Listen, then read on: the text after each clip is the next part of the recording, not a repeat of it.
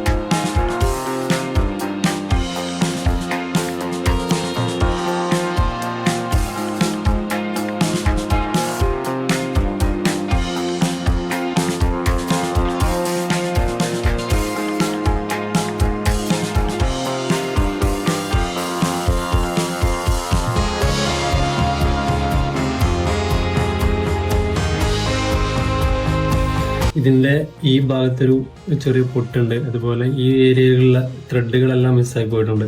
പിന്നെ അതുപോലെ തന്നെ ഈ ഭാഗത്തുള്ള എല്ലാ ത്രെഡുകളും കാര്യങ്ങളെല്ലാം പോയിട്ടുണ്ട്. നമ്മളെന്തായാലും കേബിളും ഡിസ്പ്ലേയും കാര്യങ്ങളൊക്കെ അഴിച്ചു മാറ്റി ഡിസ്പ്ലേ പാനൽ ഇങ്ങോട്ട് മാറ്റി വെക്കുകയാണ്. ഇതിൻ്റെ ഹിഞ്ചസ് ഇവിടെ പൊട്ടി പോന്നിട്ടുണ്ട്, നമുക്കിത് നോക്കിയാൽ കാണാൻ കഴിയും. ശരിക്കും ഹിഞ്ചസ് ഇതേപോലെ ഈ ഒരു ഏരിയയിലാണ് ശരിക്കും ഹിഞ്ചസ് നിൽക്കുന്നത്.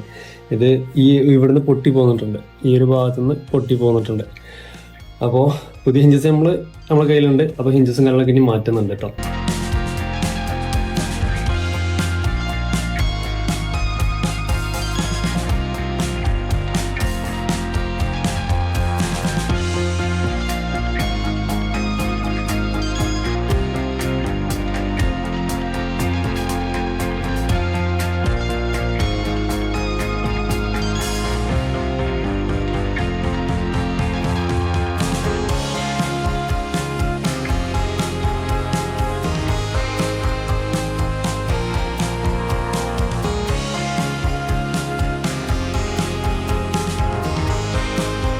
ലാപ്ടോപ്പിൻ്റെ കണ്ടീഷൻ ഇങ്ങനെയാണ്. നന്നായിട്ട് ഡസ്റ്റും കാര്യങ്ങളൊക്കെ ഇതിൽ അടിഞ്ഞിട്ടുണ്ട്.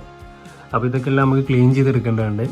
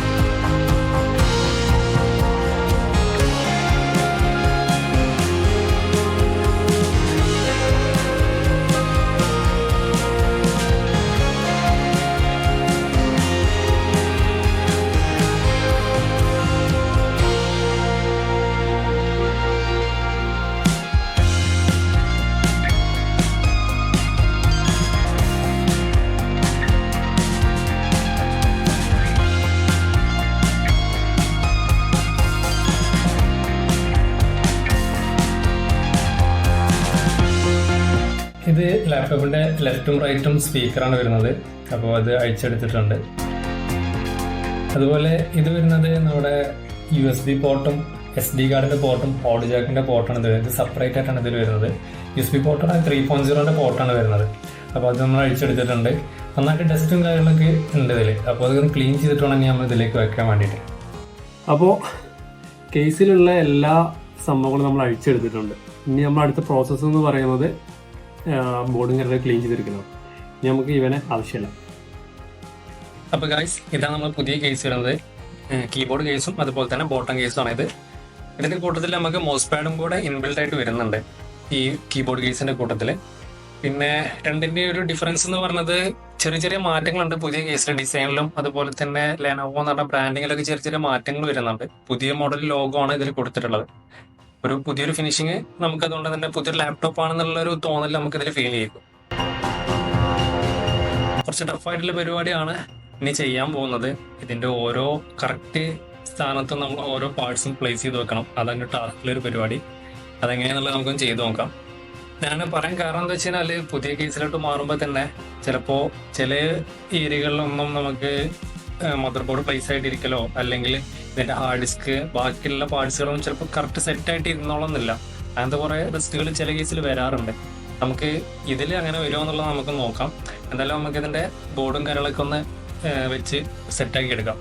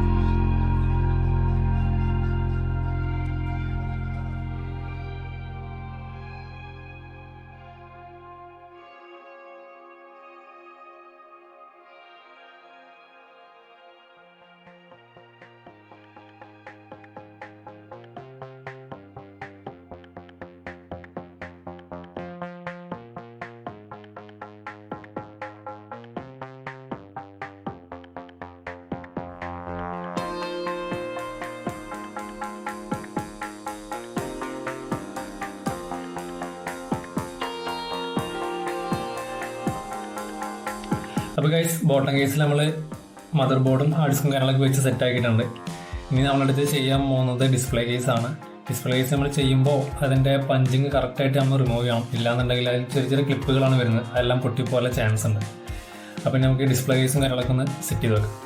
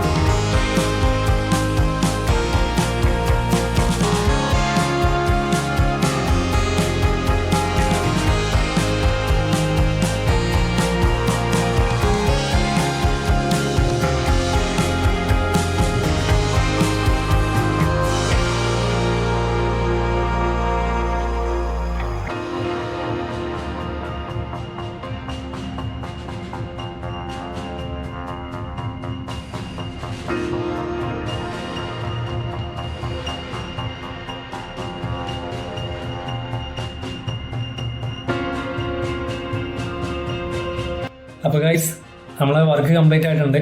പഴയ കേസിൽ നിന്നും പുതിയ കേസിലേക്ക് ബോർഡും കാര്യങ്ങളെല്ലാം നമ്മൾ മാറ്റി ഒരു പുതിയ ലുക്കിലേക്ക് തന്നെ ലാപ്ടോപ്പിനെ മാറ്റിയിട്ടുണ്ട്. അപ്പോൾ ഇനി നമുക്ക് അടുത്ത സ്റ്റെപ്പ് എന്താ വെച്ച് കഴിഞ്ഞാൽ ഇതിലെ പോർട്ടുകളും കാര്യങ്ങളൊക്കെ വർക്ക് ചെയ്യുന്നുണ്ടോ ചെക്ക് ചെയ്ത് നോക്കണം. കാരണം നമ്മൾ പഴയ ബോർഡിൽ നിന്ന് എല്ലാ പാർട്സും അഴിച്ചിട്ട് പുതിയതിലേക്ക് വെച്ചതാണല്ലോ. അപ്പോൾ എന്തെങ്കിലും ചെറിയ ഇഷ്യൂസ് ഉണ്ടോ എന്നുള്ളത് നമുക്ക് ചെക്ക് ചെയ്ത് നോക്കണം. Audio port, USB port, wifi, keyboard എല്ലാ കാര്യങ്ങളും നമ്മൾ ചെക്ക് ചെയ്ത് നോക്കണം. അപ്പോൾ അത് ചെക്ക് ചെയ്യാൻ അടുത്ത സ്റ്റെപ്പ്. അപ്പോൾ എറേഴ്സും കാര്യങ്ങളൊന്നുമില്ല, എല്ലാ പാർട്സും ഓക്കെയാണ്, വേറെ പ്രശ്നങ്ങളും കാര്യങ്ങളൊന്നുമില്ല. അപ്പോൾ ഇത്രയൊക്കെയുള്ളൂ നമ്മൾ ഇന്നത്തെ വീഡിയോ എല്ലാവർക്കും ഇഷ്ടപ്പെട്ടു എന്ന് വിചാരിക്കുന്നു. ഇതുപോലത്തെ വീഡിയോസിന് വേണ്ടിയിട്ട് നമ്മുടെ ചാനൽ ഒന്ന് സബ്സ്ക്രൈബ് ചെയ്ത് സപ്പോർട്ട് ചെയ്യുക. ഇതുപോലത്തെ പുതിയ വീഡിയോയുമായി ഞാൻ വീണ്ടും വരാം. Okay, by.